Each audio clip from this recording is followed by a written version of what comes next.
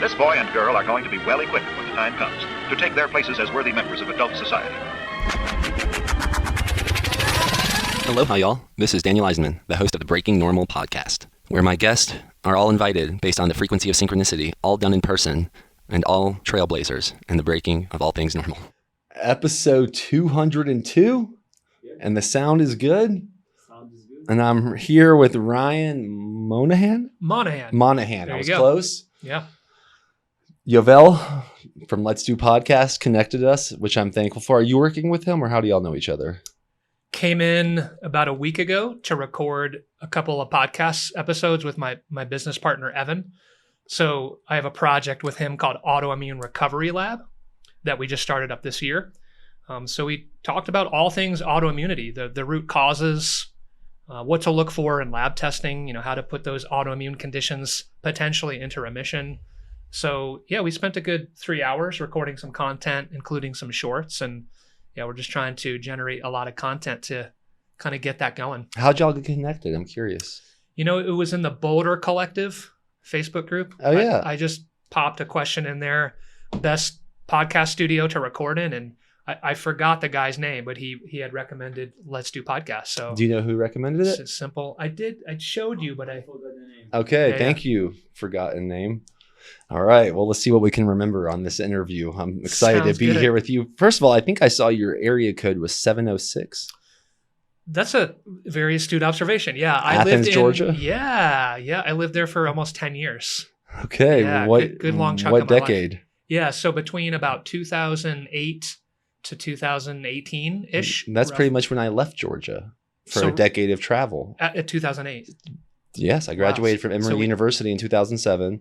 Traveled for about 11 years hosting health retreats. Yeah.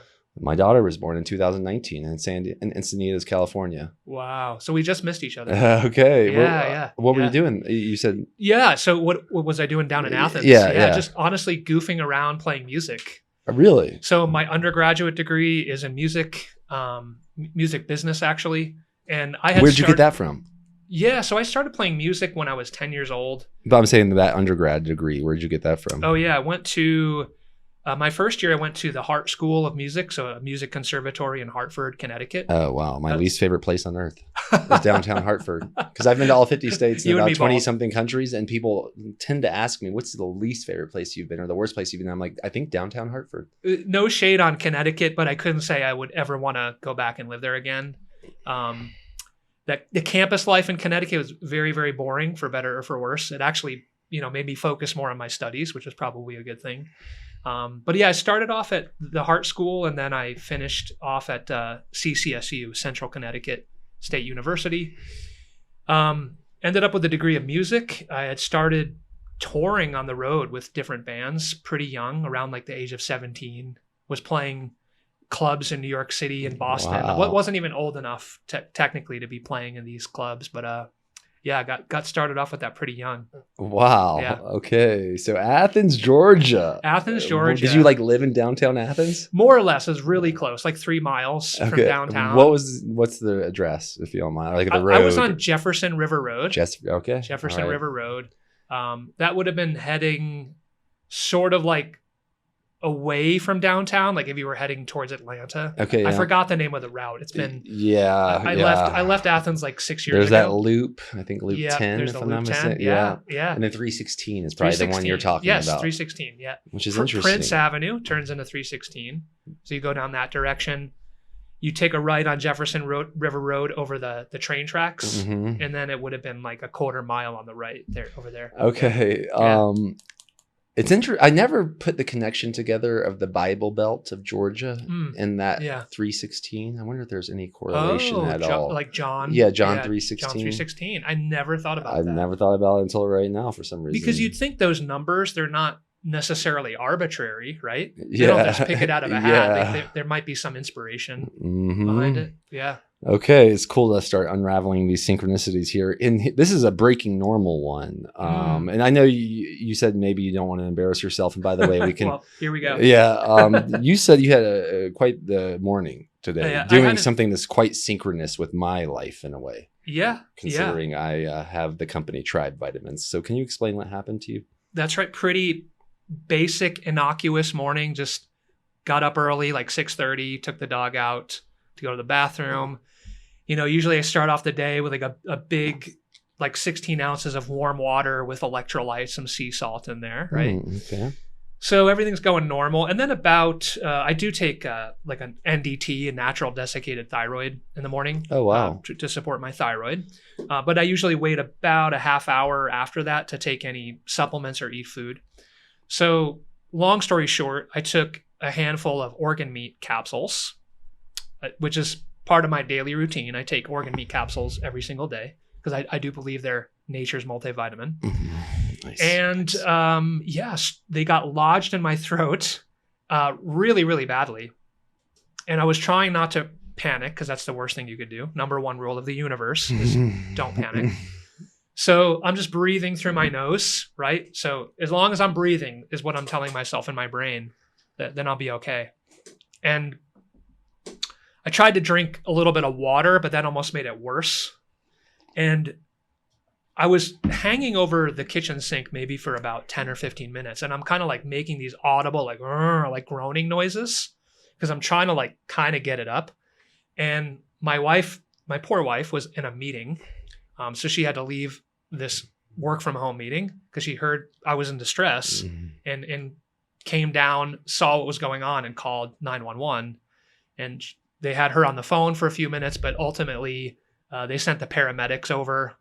There was about 5 or 6 of them. It was pretty overwhelming, like 5 or 6 paramedics. They were doing blood pressure and they said it was probably too far down to do the Heimlich. And in my mind, I start kind of panicking because I'm like, what does that mean? Are they going to have to like cut me open? I don't know. This has never happened to me. So they're sitting there with me and they give me this blue, it's kind of like a barf bag. I don't know what else to call it. And eventually I start kind of like heaving. And one of the supplements out of 10 or something, like one of them comes up and I seem to be okay.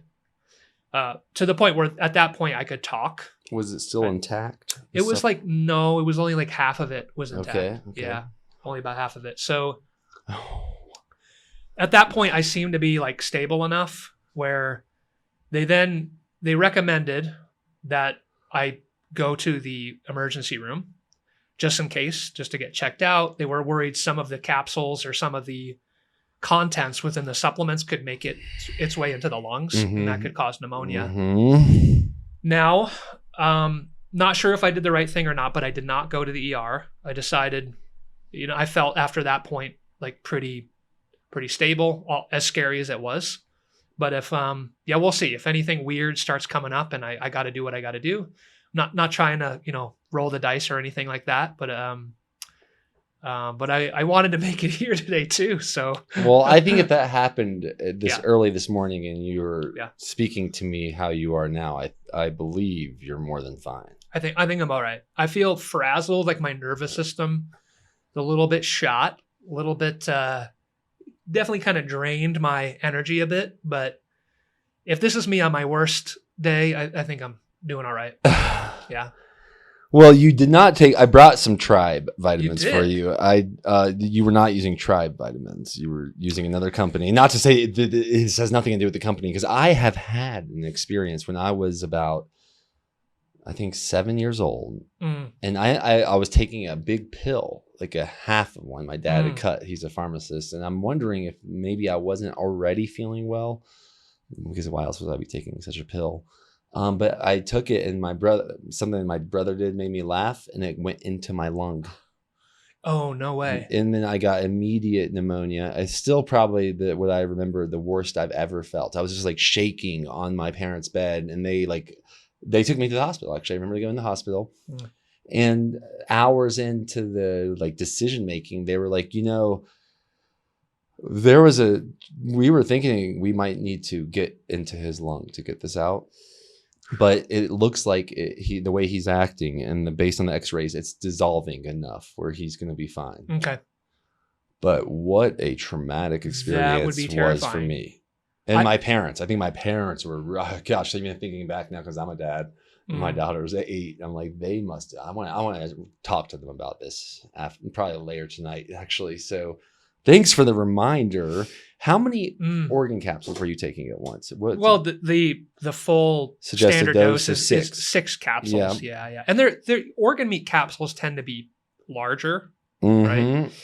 So yeah, admittedly it was on me. I wasn't drinking enough water. I just kind of was in a rush, which is not a good way. Public service announcement to everyone listening to the podcast, not a good way to take your supplements, especially if you're kind of like the biohacking type and you're taking a lot of supplements every morning. Make sure to slow down, take a breath, drink plenty of water with it. I did not say a prayer and intention. That's right. Say a prayer of intention. Yeah. Because, that was really, truly terrifying. I wasn't sure if I was going to make it. Oh, this happened this morning. On the way. Probably around like 8 a.m. maybe. Yeah. Wow. And so I'm glad to be here. I'm glad I'm okay. Feel bad for my poor wife because I terrified her. So I promised her in the future I would not take so many supplements all at once and I'd slow down. So she made me take an oath basically that I wouldn't do that anymore. Well, this is all very relevant right now because just today I was talking with my friend that helps me with our email marketing for Tribe Vitamins for the next campaign. And he has like a bundle where he included elk velvet, and we have elk velvet liver heart as well. But I was like, why don't we include the elk velvet liver heart? He's like, well, you were telling me about how kids do really well with the elk velvet capsules because how small they are. And I was like, oh, that's totally true. When we serve the elk velvet by itself, it comes in 250 milligram capsules. And so my daughter's going to gymnastics here pretty soon. So I gave her those capsules, and those are the ones that she's willing to take because of how small they are. And a lot of our first time customers, if they're not used to taking organ complexes or like being a biohacker, they're like, the suggested dose is 6. I know. Yeah. A lot of my clients, I have them break it up. I'm not taking my own advice there, but I'll tell them, do like 2 or 3 with breakfast, 2 or 3 with lunch, break it up so it's not so overwhelming. Well, I'm curious why you take organ complexes. I know you mentioned Nature's multivitamin idea. And then I know you were asking me before the show began, between why bison over beef. I'm happy to talk about that, but I am curious because you are in functional medicine, and then we're going to learn more about this story. I have a lot of questions for you. I just wanted to start with some of the synchronicities. Why do you take organ complexes, and how does that tie into your functional medicine career? So the simple answer is I believe that organ meats are, I know they're the most nutrient dense food on the planet, right? And if we're trying to put the most optimal fuel into our system, I want to be focusing on nutrient dense foods. So the name of my health coaching business is called The Mindful Nutrivore, right? So this concept of being a nutrivore is really about focusing on nutrient dense foods, the foods that I like to say give us the most bang for the buck, right? So if we break that down and look at organ meats, they're really rich in a lot of nutrients that are very supportive of our mitochondria. And the mitochondria are the energy powerhouses, the energy factories of our cell. So knowing that those mitochondria need the right inputs. And also, by the way, we'll talk about this more, I had struggled with chronic fatigue syndrome for the better part of a decade. So anything that's going to give me that energy boost and be supportive of energy production is really important to me.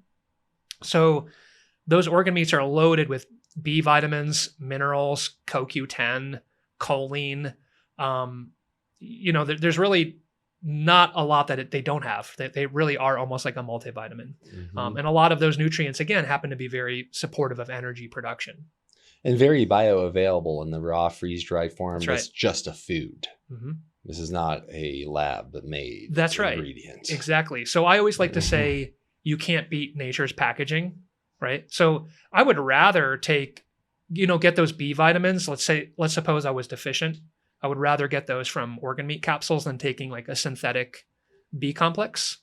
Not that I'm 100% opposed to doing that, but I do really lean into nutrition as much as possible instead of trying to be overly reliant on supplements. Now, organ meat capsules are a supplement, but they're a nutraceutical. They're from food, right? So I actually don't tend to think of it as a supplement, even though it's in a capsule form. I agree. Yeah. Yeah. It's not that easy or practical for people to eat a little bit of raw organ meats every day, with just all logistics considered. And this is a way to do it. That's right. Yep. A lot of my clients that I work with, they're not so hip on the idea of actually eating organ meats, but they'll willingly take an organ meat capsule just to avoid the taste of it. Exactly. Yeah. All right. And here's another question, because throughout our history of Tribe Vitamins since 2020, there's been like one of the most compelling data points is that any woman, it's usually a woman, like usually a mom or becoming a mom that's low in iron, that starts taking these capsules, then their doctors are shocked after their first month dose because of how high their iron was boosted. And then I have one, and that's just been across the board, even with family members. And then I have a client here in town who I don't know if they've been doing blood testing, but I think she's been taking some of the supplements. And I'm not sure how consistently or not, but she recently saw that her iron was very low. So they wanted to stock up and take this sincerely. And I was kind of like, if it was me, I told them if it was me and I was that low in iron, I would be taking maybe 6 capsules 3 times a day for a month. Sure. What do you think about this conversation? Because this is one of the most common reasons people use Tribe vitamins, and one of the most powerful testimonies we consistently get. And I think there was 3 doctors in the 70s that won the Nobel Prize by curing anemia by feeding their patients raw liver every day. So I'm just not sure if this is that well known across the boards. And have you seen probably this? Is not. Maybe in certain holistic circles it is. But to your point, if you take an equal serving of ground beef or steak versus an equal serving of organ meats, that equal serving of organ meats will be anywhere between 3 to 5 times higher in iron. Okay. So you are getting a lot more iron than you are from red meat. So not only that, but that those organ meats are packaged with a lot of copper as well. And this can get pretty deep into the weeds, but the simplest way to lay this out is that when you're taking iron, you do want it to be balanced with copper. So for that reason, I'm not a big fan of just taking straight up iron supplements. Neither is my dad. Yeah. Again, the nature's packaging, right? Nature's very intelligent. So there's things that are going on there that we're not even aware of most of the time, right? So with those organ meats, you're getting the copper.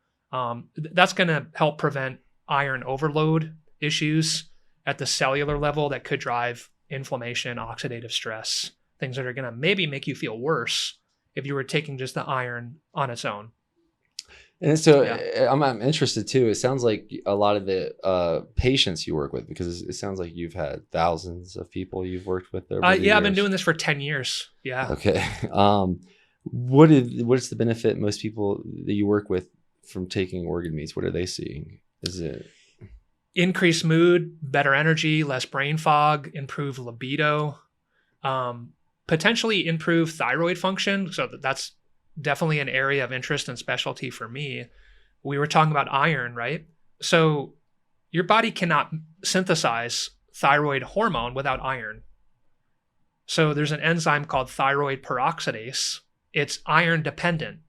So thyroid peroxidase is the enzyme that kind of packages our thyroid hormone. But again, it's dependent on iron. So without iron, you essentially cannot make thyroid hormone.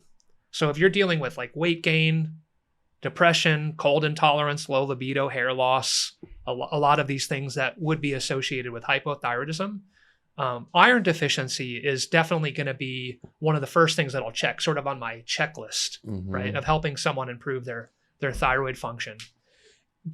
Now this might seem like I'm taking a liberty or stretching it here, but given that organ meats have so many nutrients that support the mitochondria are generating all of our energy, all of our ATP. Well, all of our body's processes, all of our body's metabolic processes are downstream from energy production. Everything. It all starts with energy. So if that energy production is compromised or declining, you can imagine that could essentially lead to any symptom or condition you can imagine. So again, everything is downstream from mitochondria. So if we could support the mitochondria, you can fix a lot of issues. Things that you wouldn't even think, maybe mood disorders. That might even include, OCD tendencies or anxiety disorders, depression, you name it. So there's very little, I think that there's very few contraindications or instances where I don't think that organ meats would be of benefit.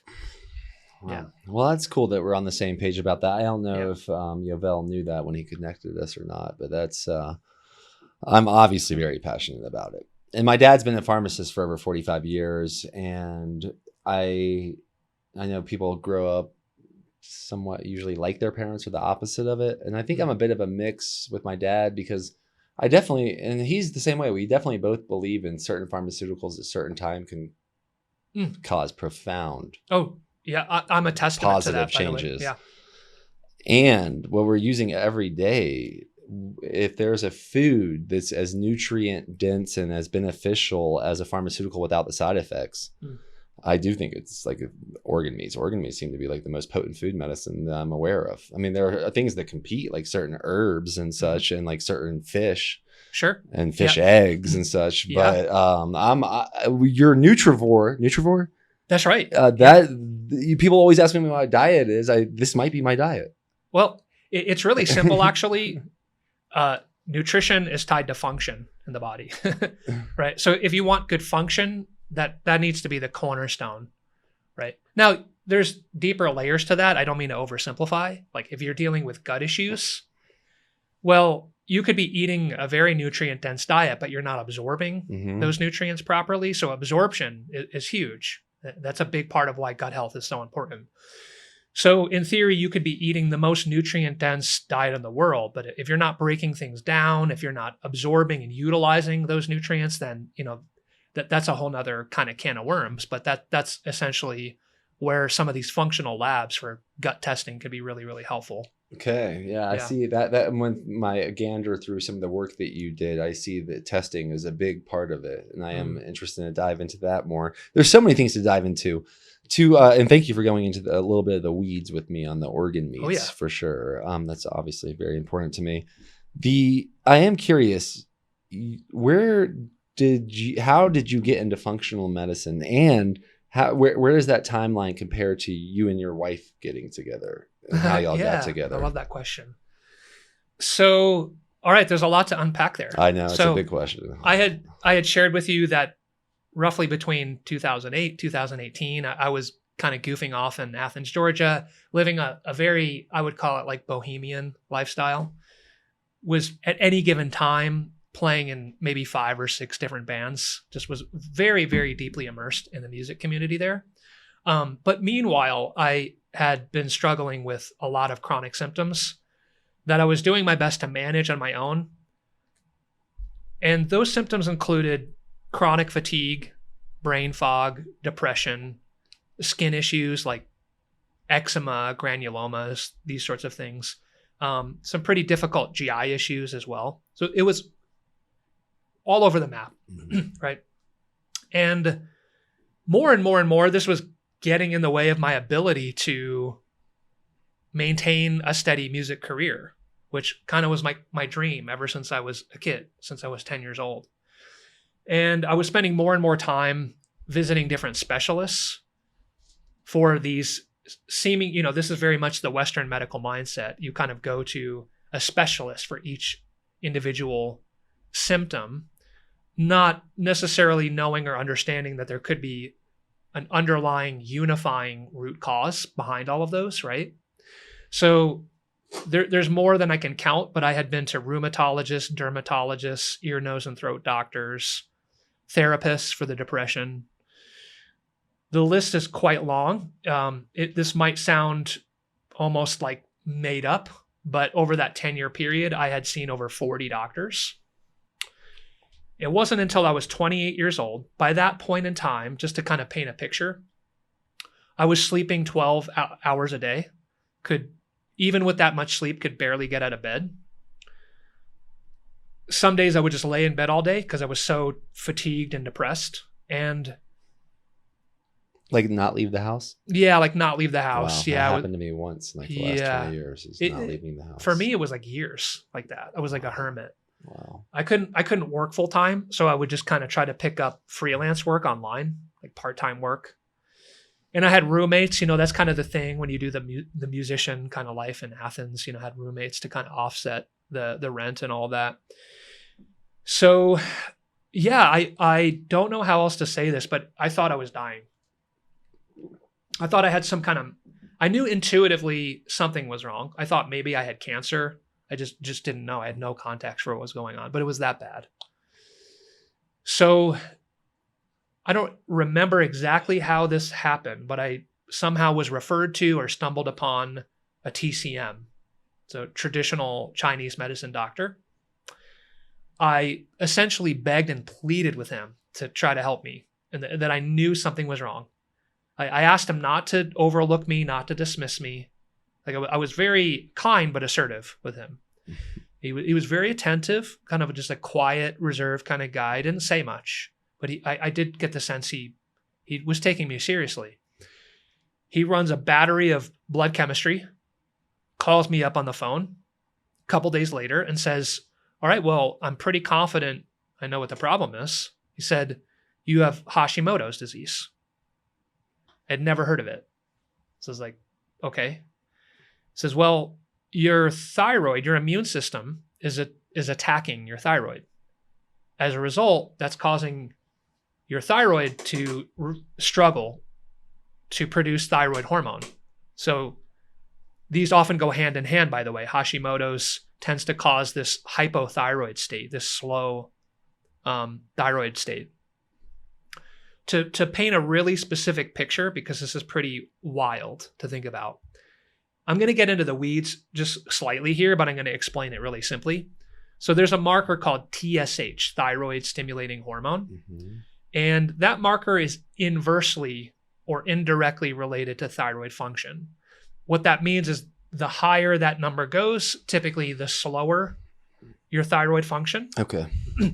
Now, I should also mention here that your thyroid is like the master endocrine, master regulatory gland for your entire metabolism. Mm. So your thyroid hormone is like the accelerator pedal for your whole body. And if you're not producing enough thyroid hormone, it's like letting off the gas and you get the fatigue, weight gain, depression, all of that. So that TSH marker ideally should be about 0.5 to 2.5. Roughly. You'll see some differences with different practitioners, but usually around that range. So 0.5 to 2.5, the higher that number, the more sluggish your metabolism. My number was at 150. Mm-hmm. And not only that, but the lab report said greater than 150. What the doctor told me was that the lab can't read any higher than that. It tops off. Mm-hmm. So some unknown mystery number above 150, which is basically like being in a metabolic coma, is how I describe it. And that very much describes how I felt. Even the doctor at the time, he said, I honestly never seen it that high. I don't even know how you've been able to get out of bed in the morning. And I said, well, a lot of days I don't. And I kind of mustered up the willpower to get here today. So long story short, got on thyroid hormone. Literally the next day, I was a different person. Wow. It did not take a month. It didn't take a week. It took one day. And I felt like better than I had since maybe I was like a teenager. And at that point, I was 28. And so to your point from earlier, there are cases where medications can be life-saving, can offer us at least a life preserver. If we're being thrown off the side of the boat, I do think sometimes this is an important point to talk about, because in the holistic world, especially with the types of individuals I'm working with, they often want to do everything naturally because they've been burned by conventional medicine. So there's a heavy suspicion against any kind of strategy that would involve medication, right? And there is a term for this, and this might rub some people the wrong way, but it's called the naturalistic fallacy. That only things that are natural are good for you. But then you have to kind of define like, well, what is natural? Because ultimately all prescription medications are at some point derived from like natural compounds, right? Mm-hmm. So that word is really messy when you dig into what that means. Yeah, I have a chapter in my Breaking Normal book, which I'm getting more copies of. I'll have to gift you one next time I see you. Everything is natural. Everything is natural. And I'm right? a bit of a naturalist. Yeah, that's right. A car is natural. Yeah. It's made from materials that come from the earth. Exactly. It was assembled by humans and robots, but it's natural. Mm-hmm. Yeah, I totally agree with that. And I definitely see the difference between a pharmaceutical and organ meats, for instance. Yeah. And which makes me wonder, the thyroid pharmaceutical you were taking of, what does that make comprised of? Is that not pig thyroid? It is. Yeah. So I take a porcine-derived thyroid medication. It's a NP thyroid. There are other versions of it. There's Armour is very well known. But that category of thyroid meds, we call it a natural desiccated thyroid hormone. Yeah. So it's literally coming from the thyroid gland of a pig. But it's not just like freeze-dried thyroid. They're doing something, they're extracting something from it, or what? The exact manufacturing process, I'm not sure, to be honest. That makes me so curious about a lot of things. It does, yeah. But it is different than, I know for certain, it's different than like an over-the-counter glandular. Okay. And I've had mixed results with those in my practice because the dosing they're not like FDA approved or regulated. So the amount of thyroid hormone in say like 150 milligram capsule of a glandular, that's not 150 milligrams equivalent to like Armour or NP thyroid. It's a whole different thing. Seems like it deserves more research. It does. Yeah. It does. Yeah. Especially with how popular organ meats are becoming again. Mm-hmm. Yeah. Yeah. Yeah.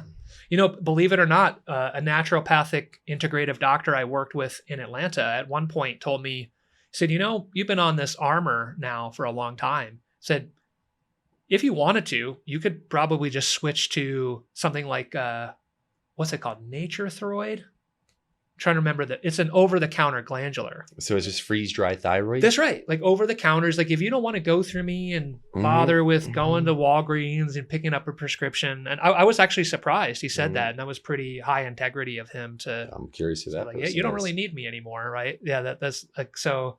For him to kind of sign off and endorse on that, right? He just said you just have to really be closely monitoring it if you go that route. Which, yeah, and everyone's different. That's the thing. Some people actually do well with the synthetic stuff like Synthroid. Some people do better with compounded thyroid hormone. Some people do better with taking separate doses of T4 and T3. I've seen people say they do not do well with NP thyroid or Armour or these other, natural desiccated thyroid hormones. So there really is no one size fits all approach. I think that's an important point to make. And there sometimes can be a bit of a troubleshooting journey and like figuring out what works best for your body. Oh, man, there's so many questions. Wow. How does this fit into your wife? Because you mentioned y'all met on Tinder. Because my brother, I have a story about my brother. If you can remind me to tell you about that as well. We met on Tinder. I tell this story all the time. It is true.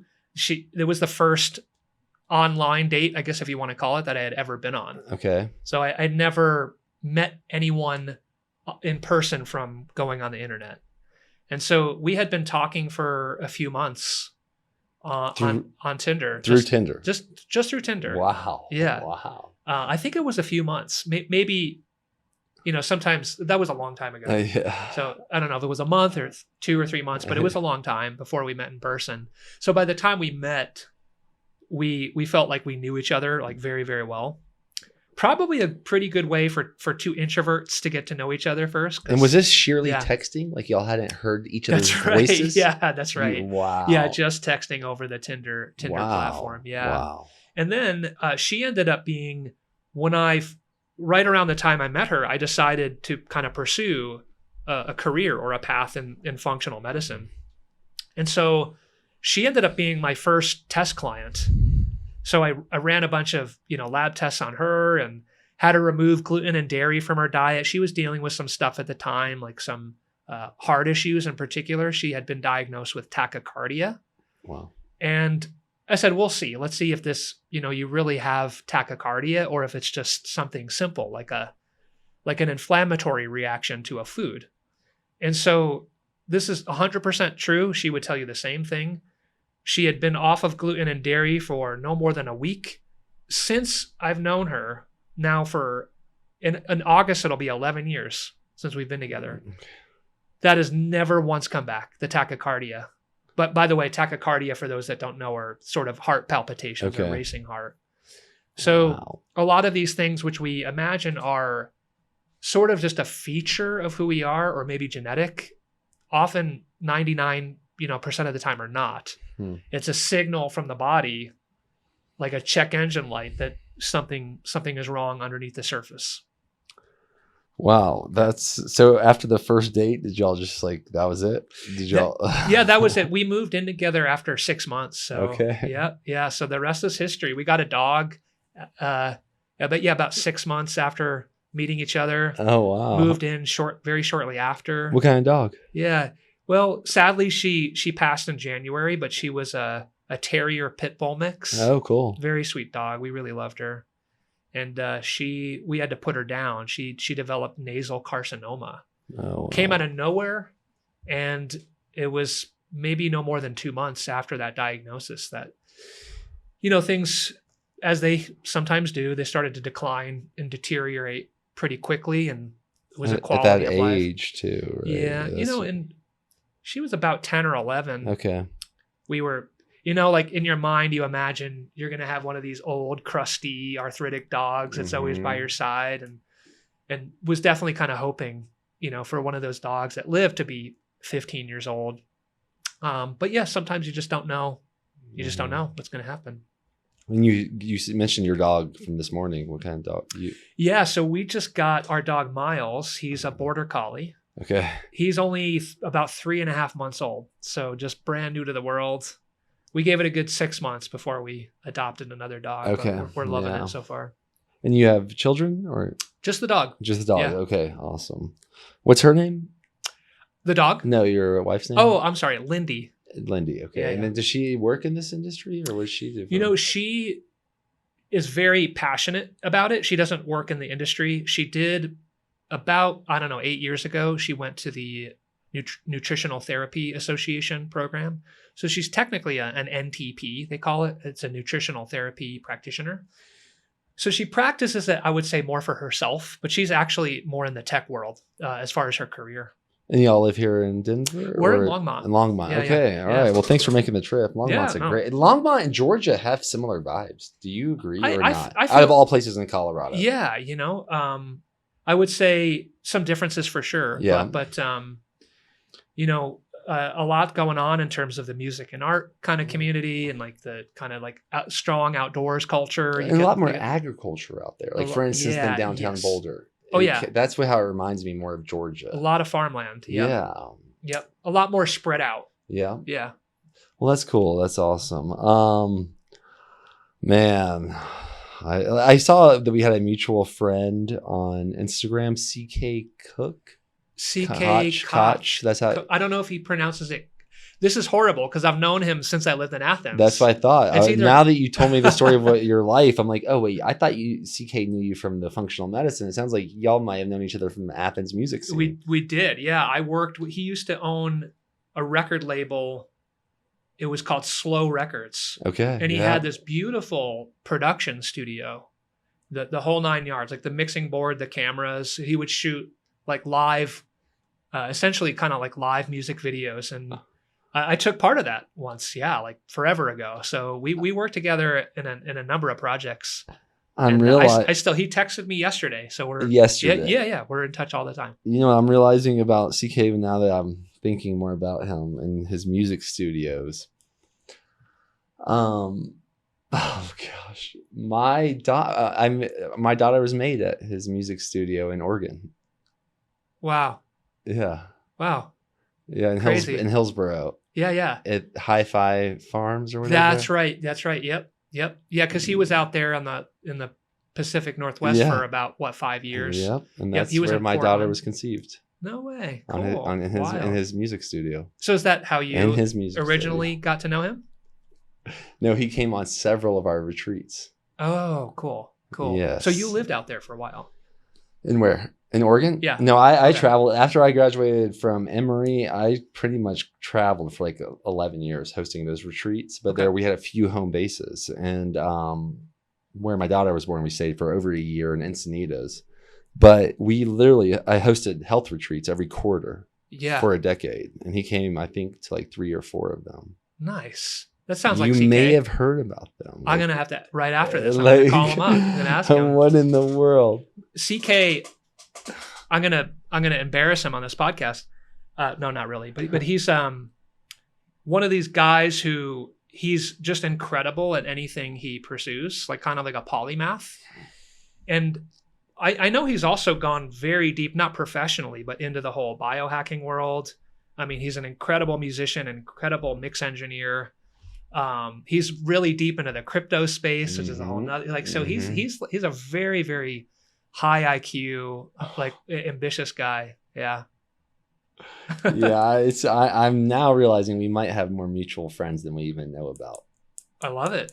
This is crazy. We got to talk more about it. Yeah. Oh, all right. Do you have anything you want to make sure we talk about? Because I probably have like 1,000 more questions that we don't have enough time for. I love this. I'm happy to wing it, just improvise whatever direction you want to go with it. Well, you asked me about the bison versus the beef. Okay. To address that. And that, like what you said, you love the beef tallow. And I was like, well, we don't work with, that's bison tallow. We work with bison and elk only. And, my first question, if I was going to answer that, I would ask a question like, have you been around bison, elk, and cows?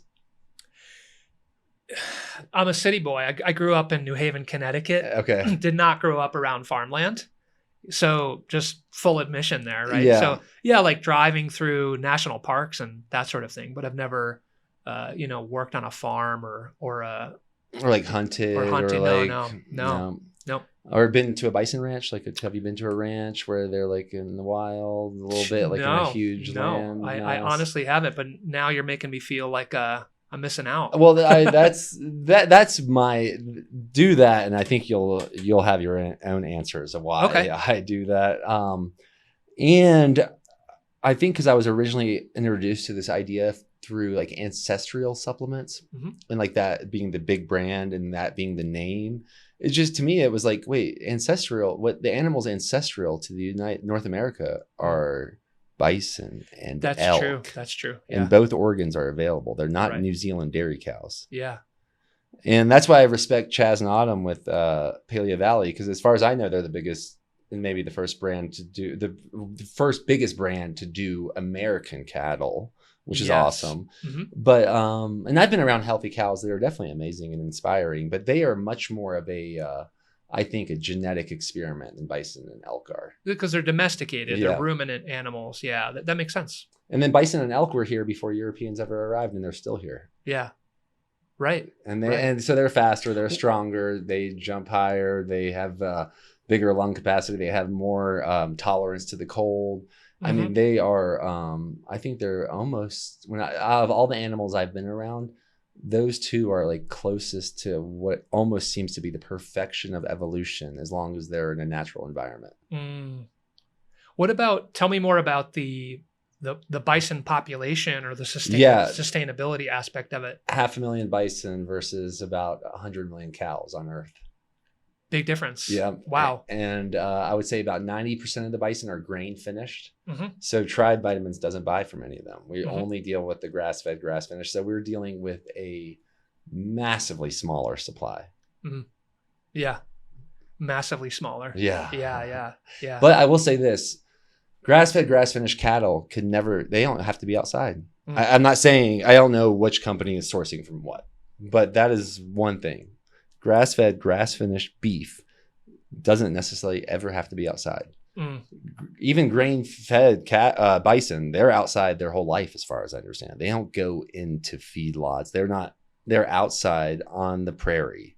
And for the grain-finished, which we don't buy, we were thinking about creating a separate brand or a SKU for grain-finished testicles, because we're like sold out more than we're not of our grass-fed, grass-finished bison testicles through Tribe vitamins. We don't have them. And the more I thought about it, I'm like, I want that product. I want to have it. And I would rather have grass-fed, grain-finished bison than grass-fed, grass-finished beef that I don't know about, if that makes sense. It does. You want to have that more direct, intimate connection. They're outside. They're outside in the sun, drinking real water. It's a big deal to own bison. It's not easy. It's dangerous. Yeah. They're huge. Like, I think in about I've heard this statistic that I think is pretty true. Like, for the amount of times that slaughterhouses are open, basically processing plants, whatever you want to call them, on January 1st, from the time they're open till about 1 p.m., that's how much bison they do per year. If they were going to do it at the same speed as cattle. What most of these processors do is they reserve 2 days of the year, or two days of every half year to process only bison, because this is a whole different situation than dealing with cows. And this is why most ranchers don't want to deal with bison. There was actually towards where you live. Have you ever seen the bison herd on in Niwot, like around Niwot, St. Vrain area? It's like where Frog Valley Farms are. Yeah. You've seen those bison? I have, yeah. I think that was a breeding operation. Have you seen them recently? I haven't. I don't think they're there anymore because a couple of them escaped, and the owner got speared almost in his like femoral artery and almost died. He got rid of them. This is not Crazy. this is not what, and the major reason this is why the bison testicles I'm just so fascinated by as a product. Like, almost like, why aren't we doing something hormonal pharmaceutically from these testicles like they do with the thyroid? Because the beef, if you're buying beef testicles, and please, maybe if someone can prove me wrong, or if I'm wrong, I want to know about it. But my understanding is if you're buying beef, like freeze-dried beef testicles, those are from castrated cows. Most male cows that any rancher deals with, other than the one breeding bull, are steers, castrated cows. Their testicles were cut off at a very young age after they stopped drinking milk, and they're very docile and just like almost in a stupor since this thing. That doesn't happen in the bison industry. The way you're going to get bison testicles are when the bison are killed. Got it. So given the age that they're harvested, for lack of a better term, from these steers, I would assume they're lower in testosterone. That's why I think this deserves more testing and more there's a lot that's medical funding. But for me, I'm all about the bison and the elk. And other wild animals, whether they're on a private ranch or they're in the wild. So this elk liver is coming from this is a gift for you, both of these products, but that's like a bottle I've been using, but the rest is yours. But that elk is from a wild elk in Texas. It's not from a farm in New Zealand. So what happened is there are these people, they're huge landowners in Texas, like thousands of acres. Some of them bought breeding elk because they wanted elk on their property, but they don't feed them. They don't do anything with them. And when they get overpopulated, they hire an inspector, like a USDA inspector, and sharpshooters to come out and thin the herd by like 200 or so. And that's where we get population under control. And that's where it's a wild elk liver. And I'd rather have that than a retired New Zealand dairy cow liver. That totally makes sense. I mean, it's more in alignment with the kind of ancestral principles that you were talking about, and eating nose to tail. And I'm sure you're aware of this too, that many indigenous hunter-gatherer cultures prized the organ meats above the muscle meat. Maybe having some kind of intuitive understanding that's where the good stuff was. Right? Well, and because I've done some harvesting of animals, whether it was on a hunt or as a group harvest, the organ meats are edible right at the kill. Raw. Yeah, raw, right at the kill. You can just take the liver out or the heart out and start taking bites of it. Like when we did a bison harvest with Lakota tribe, that was their tradition. The bison was killed. They did their other ceremonies like drum circles and prayers and put tobacco and sage in the mouth. But when we got the bison and they opened it up, the hunter, the person that killed the animal, is supposed to eat the heart first raw. And then the rest of the men are supposed to eat their heart raw. And then the rest of the women eat the heart raw. And then they go to the liver. And this is how this works. Like and traditionally, they showed us that their tradition, how they wanted to do it for this specific group. And it makes perfect sense. You're not going to bite into a bison leg raw, fresh from the kill. Most people dry age that when you're getting devil's advocate. Why is that? Why is that? Yeah. Like why is it, safe to eat the organs fresh? Oh, that's a sterile environment. As long as you keep as long as the hunter keeps everything sterile, the cavity of this animal should be 100% clean and 100% sterile. Intact. Yes. And the heart was just beating. No concern about, I don't know, parasite exposure? Oh, that's it. For bison, I don't think so. For bison and elk, I don't think so. Now, I would not do this with a pig, and I don't think that's a traditional thing to do with pigs. But that's, so long story short, I'm now projecting onto tribes, like nomadic tribes in the past. If they have options with, let's say they could kill mini bison today, but they're on the move, they're taking those organ meats with them because they're ready to eat right there after the kill. I don't see them carrying thousands of pounds of steaks that need to be dry aged. My understanding is those would go to the dogs a lot. That's right. Steaks. That's they would my understanding. Tear them up and they would keep the organ meats. Yep. And not only with humans, but they may have. My guess is it's probably easily observable in nature when humans were living wild in nature without modern day civilization. They probably got to see a lot of bison and elk, for instance, being killed by apex predators, such as a cougar or a wolf pack, and that is clearly documented throughout history. These animals go for the organ meats first. That's right. Yeah. Yeah. I'm sure you caught the podcast with, it was Dr. Anthony Gustin. Okay. And Paul Saladino. I may have not. So they went down to, this was a couple years ago. They went down to live with the Hadza in South Africa. I think it was for maybe 2 weeks, and got to observe their way of life and hunting practices and their indigenous diet. And what they had observed was that the bulk of their diet was consisting of baobab, right? South African fruit, the baobab, and then but primarily baboon, and they were mostly focusing on the brains. Yeah, like eating baboon brain. I've heard about this. Right, so that was pretty interesting. So they did a whole podcast, like a 2 or 3 part podcast series on their whole experience living down there with the Hadza, kind of seeing what they were eating. So, baboon brains. I've had some friends that have done that. It sounds pretty crazy. Yeah. And it's interesting, like to get some of these organs, like the brains or the thyroid from bison. I've been trying for 5 years. I know of one ranch that processes their own bison on the ranch. Okay. And they sell the thyroid, but not at enough quantities to do anything with the supplement. So it's just not a common practice. Well, I've had a guy told me that I don't think the pharmaceutical industry wants y'all to have those thyroids. Wow. Too good for you. Who knows? Maybe the porcine monopoly is not to be messed with. Sure. Kind of like a taxi Uber ride kind of situation, right? Like the taxi industry. And the processors, like, once again, they're dealing with maybe 0.1% of their business is bison. So they're not trying to get into they're just trying to get those steaks, what's the most valuable, back to the rancher as fast and smooth as possible. Because even allegedly killing a bison, like how they do it, like with a gun at the processing plant, sometimes it doesn't work on the bison. Like it works every time on the cow. Wow. And that can slow down things a lot too. Is it just because of the everything, musculature, the skull, structure? The skull is outrageous. Yeah, it's thicker. You have to hit it just right, allegedly. Wow.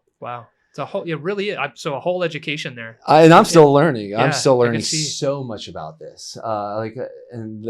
Gosh, we've been sold out of bison testicles longer than I wanted. And part of the reason is one of our biggest potential suppliers, they got none of the $4,000 of testicles I was going to buy from them, none of them back from the processor. And they don't even know why. Wow. Huh. Yeah, this almost seems like a bit of a dangerous conversation. A little bit of a bison conspiracy. It's more the meat mafia. It's the mafia of the people that are processing cattle, basically. It goes deep. There's layers to this. Like trying to get into one of those is probably as hard as getting out of prison. Wow. Yeah. Wow. Anyways, that's a fun conversation. I did lately on the podcast. I've been coming loaded with top 10 breaking normal questions Yeah. that I think I could ask. Okay. I do have those. How's our timing right now, Yovel? Oh, we rolled hard. All right, so I'll just jump right into those. Did you think that was 54 minutes or? I think that felt like about an hour. Okay. If I had to guess, I would have said about an hour. Yeah, I got talking about organ meats. I can definitely lose track of time. So I could see your passion. About it. Yeah. Are you ready for these? Let's go. These are more like to be popcorn style. So I'm going to aim to end this podcast. So just short, 15, quick, kind yeah, of like short 30 answers. second to 1 minute answers. What was the moment you knew the traditional medical model was broken and that you had to go rogue? So, yeah, it was at that moment that I got that Hashimoto's diagnosis, because in my mind, I was thinking, why did this have to take me 10 to 15 years to get this diagnosis? From this Chinese. Yeah. So I have another question I'm going to add in now. Yeah, sure. Why were you so, especially at being in such a low state, why were you so adamant with this particular Chinese doctor? It was just by that point, I was at my wit's end, just because I had not gotten any other answers from these other doctors. No other doctor had ever run even a basic thyroid panel, let alone even suggesting that it could be a thyroid issue. Now, why is that the case? Maybe it could be because thyroid issues are traditionally thought of as like a women's issue, but it still affects millions of men as well. So, like so many people, unfortunately, I fell through the cracks of the medical system. I realized it wasn't serving me. And furthermore, when I was referred to an endocrinologist to get on thyroid medication, I requested, because I was doing some of my own research at that point, I had asked if we could test my thyroid antibodies because I wanted to see how severe the autoimmune kind of Hashimoto's component was. Word for word, he literally told me that would be a waste of your money. So he refused to run it. He actually flat out refused to run a more expanded thyroid panel. And that was really the nail on the coffin for me, where I had the realization that, wow, like conventional medicine really, really is broken. And there are tens of millions of people falling through the cracks, not getting the care that they deserve. So the realization I had, and it's maybe a bit somewhat dark sounding or existential, but was that, no one's coming to save you. Your family, your friends, your doctor, like no one could do this work for you. And that's when I started looking into diet and lifestyle and natural strategies for seeing what I could do to heal my thyroid, because the doctors I was talking to at the time were saying, don't worry about that stuff. There's nothing you can do about the autoimmunity, which turned out to be not true. So since then, I started off around, 1,700 in terms of my thyroid antibodies, and have since gotten them down completely into indistinguishable remission range. Okay. So, and I do this all the time in my practice. I help, we could see it sometimes in as little as 3 to 4 months, getting people's antibodies down as much as 80 to 90% in that short of a period of time. Okay. All right. Have you ever had to undiagnose someone? What happened when they let go of the label? Yeah, I like the word undiagnosed. We were talking about that a little bit earlier. The word diagnosis in my mind implies that there's some kind of fixed permanent state in the body, that maybe there's a genetic component, there's nothing you can do about it. But if you really think about it, most diagnoses are really just a label for symptoms. A good example is IBS, irritable bowel syndrome. Well, you go to the doctor because you have gas, bloating, constipation, diarrhea. Well, yeah, I could have told you my bowels were irritable. Do we really need this label, irritable bowel syndrome? So in that instance, at most, you're going to be prescribed a medication to manage the symptoms, but that says nothing about the underlying issue that's causing it, right? Just as the label of Hashimoto's thyroiditis, it says nothing about the underlying issues with pathogens or toxin exposures, what have you, that are driving that process. So that's why we like to say, in functional medicine, it's all about uncovering the actual root causes. Yeah.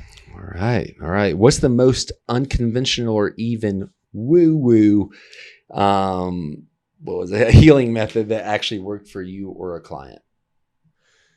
There's so many, it's hard to know where to start. I mean, from from the outside looking in from the conventional medical perspective, like all of this looks woo-woo. Oh, like healing your gut, supporting your liver, taking organ meat capsules, balancing your hormones. Like how is that supposed to do anything?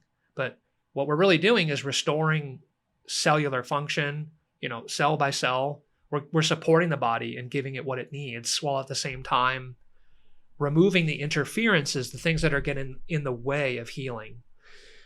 The most woo-woo, I would say, would probably be mindset, the mental and emotional side of things, kind of raising your sort of energetic vibrational state, if you want to call it that.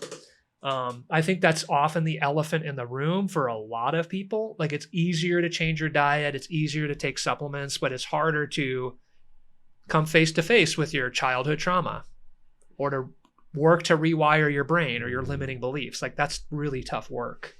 But I think that can, if you're willing to do that work, can produce really, really profound shifts in your physiology and your energetic body. And when people are finding that the diet and lifestyle side is not working, it's usually because the energy side of it's off, or there's like a cell danger response component where just down to the cellular level, your cells are in a protective mode. They're not taking in nutrients and hormones the way they should because they believe that they're under constant threat. All right. Great. I'm excited to re-listen to this, actually. What's something that you used to believe about health that you now completely disagree with? Something that I used to believe about health. Here's a specific one. I used to think, I might get in trouble for this. I used to think iodine was a bad thing if you have a thyroid issue, especially thyroid autoimmunity or Hashimoto's. The more I've uncovered or kind of started to dig into that rabbit hole, the more I'm convinced that we need iodine even when there's thyroid autoimmunity. Now, I'm not endorsing going to take iodine if you're listening to this without doing it the right way, without practitioner supervision. Sometimes people rush into it too fast, and that can cause issues. Sometimes people don't have the right cofactors your body needs to utilize that iodine correctly. For example, we actually need sodium.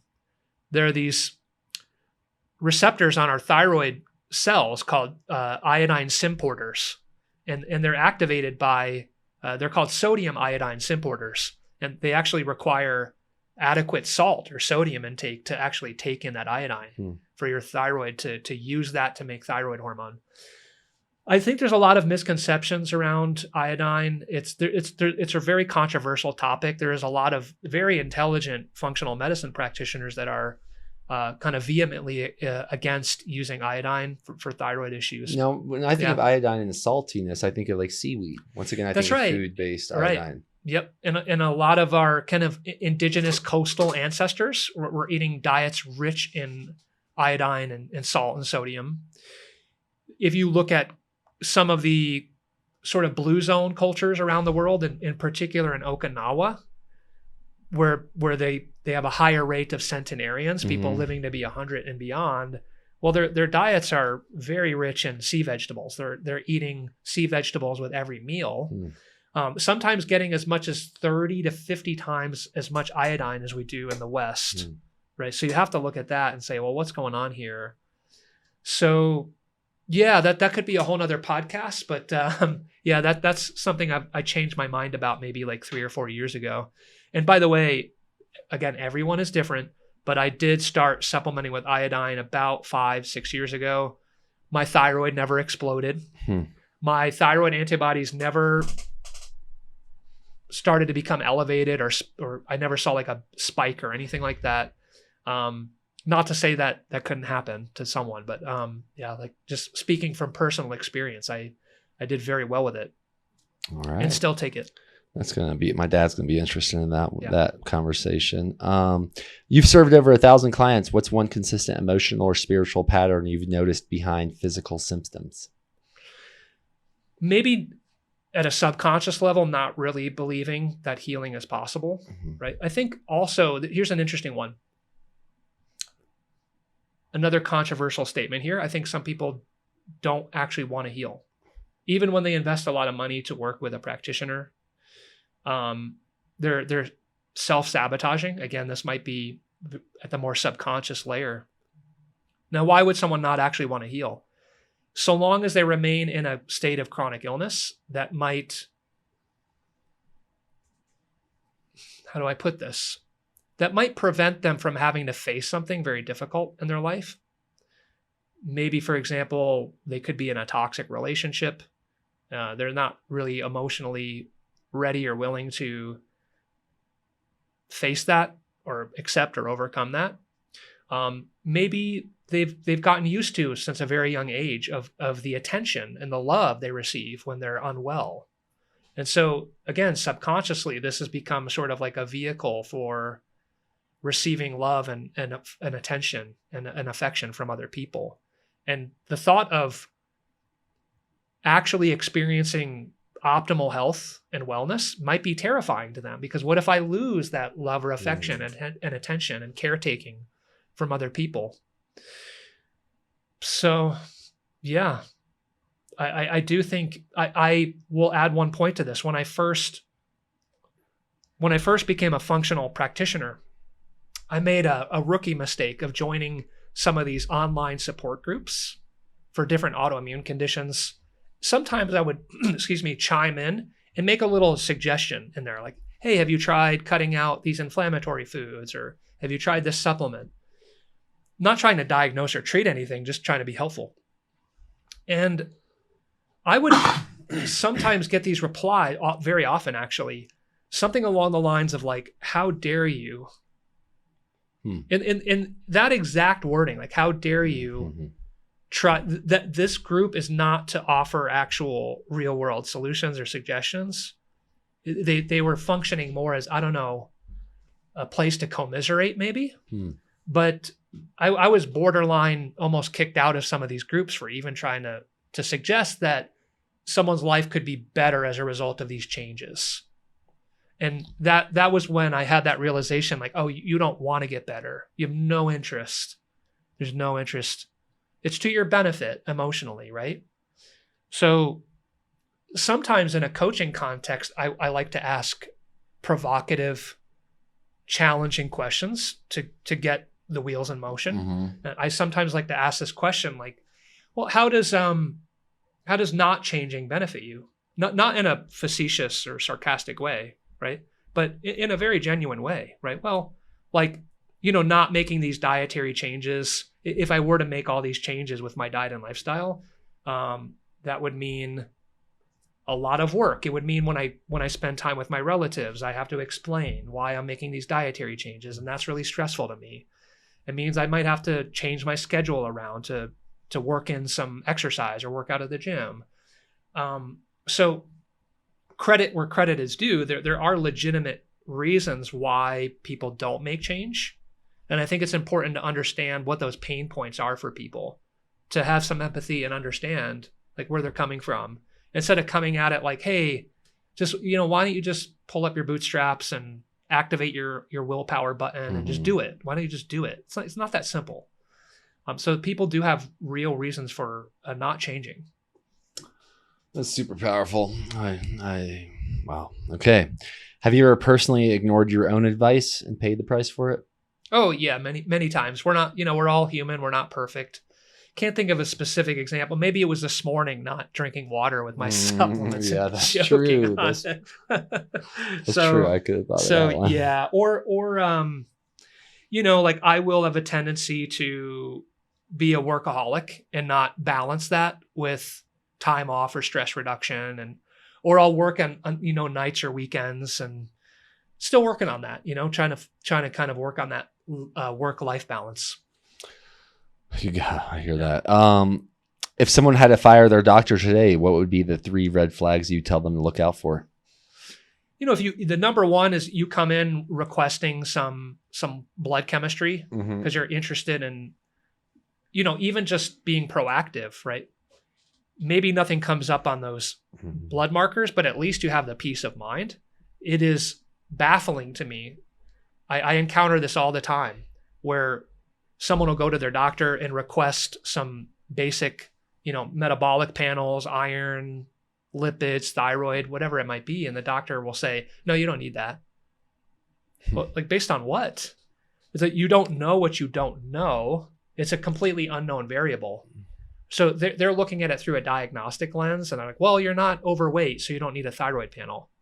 Well, I wasn't overweight at all. Like I'm a very slim guy. Obviously, you could see that. Mm-hmm. So I was about the same weight when I was going to these doctors with these very obvious thyroid symptoms like the fatigue, depression, brain fog. I didn't fit the textbook definition of being overweight. So everyone presents differently. And that's maybe part of why I got overlooked as far as having a thyroid issue. So if your doctor's not willing to run some lab work and blood work, and they're not being flexible with you, I say move on, fire them and move on to the next practitioner, because there will be someone out there who will be able to help you and is very open-minded to exploring different routes. So there you have it. Good. What's a supplement food or lab test that most people obsess over, but is mostly hype? Supplement lab or food. Okay. So supplement. There's so many supplements I've tried over the years that are really overhyped. I think the truthful answer to that is you shouldn't take any supplements without knowing why there's a specific need for it. Mm-hmm. I don't think there's one universal answer. So this is what I call like the endless cycle of trial and error with taking different supplements because you heard about it on a podcast or on a blog post or whatever, YouTube. But is there really actually some kind of clinical need for it? My whole kind of tagline is test, don't guess. Like really understanding what's going on in the body by identifying these imbalances or deficiencies so you know what you actually need. Oftentimes, otherwise, you're just kind of guessing. Now, something like organ meat capsules, that's a food-based supplement, mm-hmm. right? 99% of cases, you're going to be doing the right thing to support your body's physiology. Like we talked about, it's not really a supplement. It's more of a food or a nutraceutical. So that's kind of like a different thing. I would say I'm a little bit on the fence about the peptides. Doesn't mean I'm opposed to it. I will admit that I'm not the most knowledgeable person in the world. So I'm admitting ignorance here. Mm-hmm.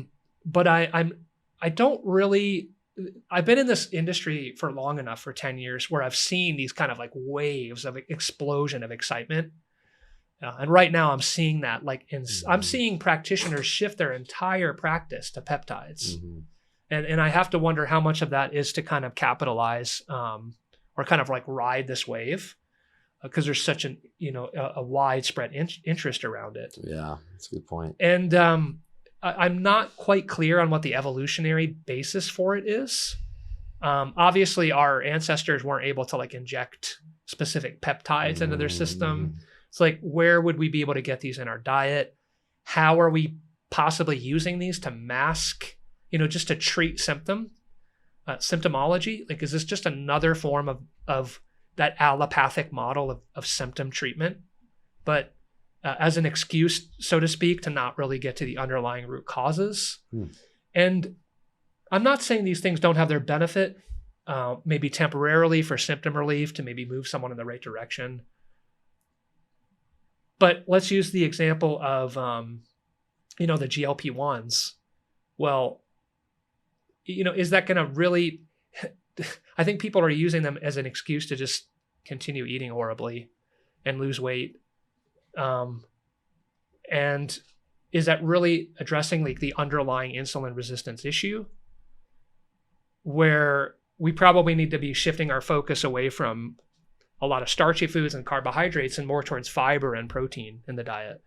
So that's kind of my impression right now. I'm very much sort of a strong opinions weakly held kind of guy. Mm-hmm. I think that's a Theodore Roosevelt quote maybe. Where I've changed my mind about a lot of things over the years, but at the moment I'm approaching it with healthy skepticism. That's how I would reply to that. I hear that as well. Yeah. I know a lot of people are into it. I have not used them, but I'm watching, I'm listening. Yeah, same. I'm taking notes. Yeah, exactly. Learning, taking it in, and Mm-hmm. just kind of like, I would rather the irrational exuberance die down a little bit, Mm-hmm. you know? And then I think, all right, we can maybe look at this a little bit more objectively. Yeah, that's a good way to put it. All right. What's the most rebellious or breaking normal thing you've done lately in health or life? Rebellious thing I've done in health and or life. Well, I can give you a couple examples. One, recently, I've been a little bit more. So when I was first diagnosed with Hashimoto's, I initially went on an AIP diet, like an autoimmune protocol diet, Mm-hmm. which is very restrictive. It's cutting out all grains, soy, dairy, gluten, nightshades, lectins. It's basically meat and vegetables, if you have, and fruit, some herbs, if they're not nightshades or they're not like seed based. And over the years, I had recommended that to a lot of the clients in my practice, especially when they were dealing with autoimmunity. And I was finding that it wasn't sustainable for most people. It's like a very restrictive diet. Probably wasn't winning anyone over with that. Mm-hmm. There was a lot of pushback and resistance. And I was pretty like dogmatic about, you can't even cheat on this a little bit, right? You have to follow it 100% or it doesn't count. So I've loosened up a lot on these more restrictive therapeutic diets over the years, like whether it's AIP or low histamine or low FODMAP or, these different kind of therapeutic diets, I would call them. And I've seen over the years that a lot of people get stuck there. They start implementing this diet to improve their symptoms, but they stay on these ultra restrictive diets for too long, maybe at the detriment to their gut health or their hormone health, which is not good. So what initially maybe helped them to feel better in the long run is making them worse. So the answer to that question would be these kind of like very ultra restrictive diets. I've really moved away from over the years, and I'm actually thinking about more inclusivity in the diet, in improving diversity, right? Like that's our gut microbiome really loves that when we get a broader diversity of plant foods and fiber. And so when people are on these restrictive diets, they have like really low levels of commensal flora in their gut. I've seen it hundreds of times. And that has all kinds of downstream consequences. If you have low normal flora, that can lead to more immune dysregulation, inflammation, oxidative stress, autoimmunity, ironically, because there's this issue that happens with low normal flora and low butyrate levels. And when you have low butyrate levels, that can kind of tilt the scales towards autoimmunity. So yeah, as far as you call that rebellious, maybe, I don't know, but I've been a lot less not being so worried about stressing out or psyching myself out about eating the wrong things all the time.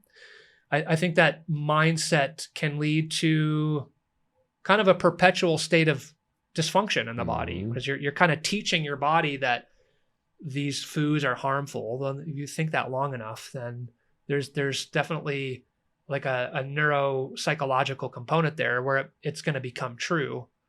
It's like, neuroplasticity. The more and more we reinforce the idea that these foods are harmful, that kind of creates like a fear state in the body, which is not good for our overall, psychological state, our metabolic state. Yeah, I think that was the most common potential ailment that I saw like in our latter half of our retreats, is like what maybe someone would call orthorexia. Right. People were kind of cleansing their health away. They were just like so obsessed with this dogmatic idealism. That's right. They kind of forgot the whole picture. One thing I see all the time that drives me crazy is you'll see, I won't name any names, but on social media, you'll see someone like railing against like sweet potatoes or spinach or kale because they're high in oxalate, right? All right, well, fair enough. That's true. Those foods are high in oxalate, but it's like throwing the baby out with the bathwater. You're completely discarding like why this narrow focus on this one anti-nutrient when you're kind of ignoring or disregarding all of the benefits, the antioxidants and the nutrients and the fiber, right? Well, one thing that makes for like a compelling marketing angle. It does. There's kind of an audience capture phenomenon there, and it's engagement bait, and but it's sad because I think it perpetuates a lot of fear, where I think people overcomplicate their diets and they just need to be eating real food, right? And shifting the mindset away from like what are the harmful toxins, the plant toxins in these foods, and towards like, well, but look at all the 100 other benefits from this food. Why are you not? And being grateful to have it in the first place. Being grateful to have that, right? Where in a lot of countries, there's you don't even have the option or choice to be eliminating all these foods, and it's I think it's a real problem. It perpetuates a lot of dysfunction in the body for sure. I see it on lab work. I see the nutrient deficiencies, the depletion in good commensal gut flora. So it does have. You should really be intentional when you're considering these therapeutic diets. Usually they should only be short term, if anything, maybe 90 days at most. But then you want to try reintroducing these foods, and if you don't tolerate them, that's another thing. But chances are you're probably going to be fine. Yeah, I feel like I've learned that lesson a few times. And what that gets me thinking about is because thinking about in travels and all the different foods that I've gotten to eat around the world, and like, I think it's important for people to maybe realize that a food that's growing right near your yard is like the dream food of someone else from another part of the world. Yeah. And I don't know what's more healthier than an attitude of gratitude when it comes to consuming our nutrients. And it's so much powerful. Like you can see people eating maybe what foods you would think are not healthy, but they might be very healthy for them because of how grateful they are for them. Well, the term for getting in a parasympathetic nervous system state is rest and digest, right? Mm-hmm. So we're meant to be slowing down before a meal and to be grateful for that food in front of us. And one thing I see a lot on lab testing is that individual will have very low levels of elastase. This is a measurement of your pancreatic enzyme production, right? So probably at least 50% of the time, the reason that's happening is because you're in chronic fight or flight, and you don't produce digestive enzymes unless you relax. So if you're going into your meals feeling like rushed and stressed, you're not producing those digestive enzymes. Now you're not breaking down your food all the way. Now you're constipated because you're not breaking down your food all the way, right? So yeah, it's pretty incredible what just slowing down, taking a moment to even just breathe deeply, some box breathing for a couple minutes before a meal, just to get that hydrochloric acid production going, those digestive enzymes going, and that's going to actually literally help you digest your meal better. Wow. Well, I'm definitely thinking more about my personal rituals around how I consume tribe vitamins, for instance. You've gotten me a lot to think about. It's 3:33. We're probably way past 1:11, aren't we? Where are we at, Yavel? 122. 122. 123. Amazing. They're even better. Where's the best place for people to follow you? Yeah. So my name is Ryan Monahan. I go by The Mindful Nutrivore. There is, I mentioned that because there's another Dr. Ryan Monahan out of California. Oh, wow. I've many times had people email me wanting to work with me, thinking that I was this Dr. Ryan Monahan. That's so interesting. So I forgot the name of his clinic, but mine is The Mindful Nutrivore. So just don't make that mistake.